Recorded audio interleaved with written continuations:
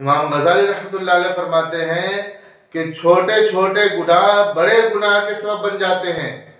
اور من جملہ اسباب میں سے یہ ہے کہ چھوٹے گناہ پہ مواظبت ہو، اصرار ہو، پابندی کے ساتھ کیا جائے، اس سے توبہ نہ کی جائے، اس سے باز آنے کی کوئی سبب راستے اختیار نہ کرے، اسی پر گامزن رہے، اسی کو کرتا رہے۔ وہ معمولی گناہ ہے لیکن وہ بڑے گناہ بن جاتے ہیں۔ اس کی مثال امام غزالی نے بیان فرمائی کہ جیسے ایک پانی کا قطرہ پتھر پہ ٹپکتا رہتا ہے، گرتا رہتا ہے اس کے اوپر، یہاں تک کہ وہ اس پہ اپنا نشان چھوڑ دیتا ہے، ظاہر ہوتا ہے کہ پتھر کے اندر نشان ڈال دیا کسی نے، لیکن ایک قطرہ گرتا رہتا ہے۔ اسی طرح چھوٹے گناہ کرتے کرتے انسان کا دل بالکل سیاہ ہو جاتا ہے، اور اللہ تعالیٰ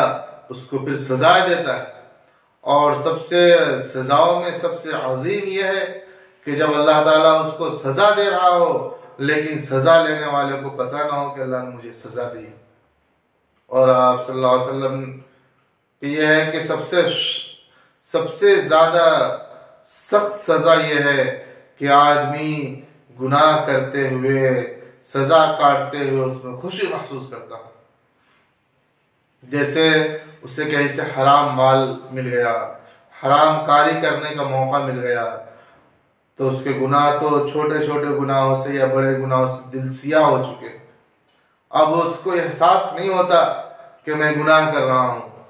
اندر سے کوئی تکلیف اور اس کا اظہار نہیں کرتا ہو،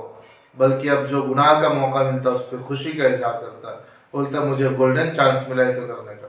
میں اتنا مالدار ہو گیا، میرے کو اتنی دولت ملی ہے اور اس کے ذریعے سے میں نے حاصل کر لیا۔ تو یہ سمجھ لے کہ گناہ کے بعد گناہ کرنے کا موقع مل رہا ہے، یہ غلطی کے بعد دوسری غلطی کرنے کا موقع ملا اور غلطی کیا تو یہ اس کے گناہ کی سزا ہے۔ اور اگر کوئی نیکی کرتا ہے اور نیکی کرنے کے بعد پھر دوسرے نیکی کی توفیق ہوتی ہے تو یہ سمجھ لے کہ اللہ تعالیٰ کی طرف سے ہماری نیکیاں قبول کی جا رہی ہیں اور اللہ ہمیں نیکی کی توفیق دے جا رہا ہے، کہ اللہ ہمیں اپنی طرف بلا رہا ہے اور میرا ذکر خیر اپنے پاس کر رہا ہے۔ اس لیے ہمیں چاہیے کہ ہم سے جو غلطیاں سرزد ہو جائے